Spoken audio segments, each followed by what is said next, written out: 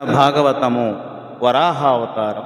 పొడగని ధనుజుడు పెదవులు దడుపుచు పొలివోని బంటు తన మునబీరంబుడుగగ భీషణ గదగొని అడిజన్మకమయ వరాహు నమితోత్సాహం.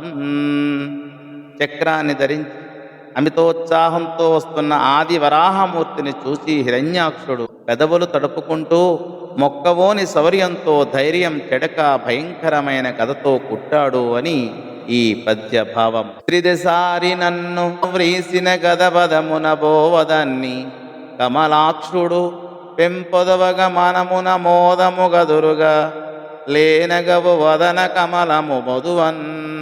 హిరణ్యాక్షుడు విసిరిన గదను విష్ణువు ఆనందంగా మందహాసం చేస్తూ ప్రక్కన పడే విధంగా కాలితో తన్నాడు అని ఈ పద్య భావం. ఈ విధంగా గదను దూరంగా తన్ని హిరణ్యాక్షునితో విష్ణువు ఇలా అన్నాడు: ఘన గద గేలబూని భుజగర్వ మెలర్పగ నన్ను సంగరావని నిదురింతురార యనివారణ దైత్య కులేశ్వరాధమాయనవుడు వాడు నువ్విగద నంబుజ నాముని వ్రేసినందనుజ విభేది పట్టుకొనే దార్క్యుడహీంద్రుని బట్టు కైవడిన్.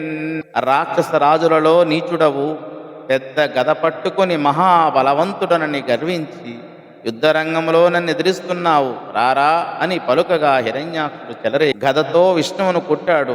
ఆయన ఆ గదను గరుత్మంతుడు పామును పట్టినట్టు పొడిసి పట్టుకున్నాడు అని ఈ పద్య భావం. దితిజుడు తన బలమ ప్రతిహత తేజుండగు సరోరుహాక్షుని శౌర్యోన్నతి మీది బెట్టకుండుటమతి నిరిగియు బెనగె దురభిమానము పేర్మిన్. హిరణ్యాక్షుడు తన బలం విష్ణువు యొక్క అడ్డులేని శౌర్యం ముందు ఎందుకు పనికిరాదన్న సంగతి మనసులో తెలిసి కూడా దురభిమానంతో ఎదిరించాడు అని ఈ పద్య భావం. ధన్యవాదములు.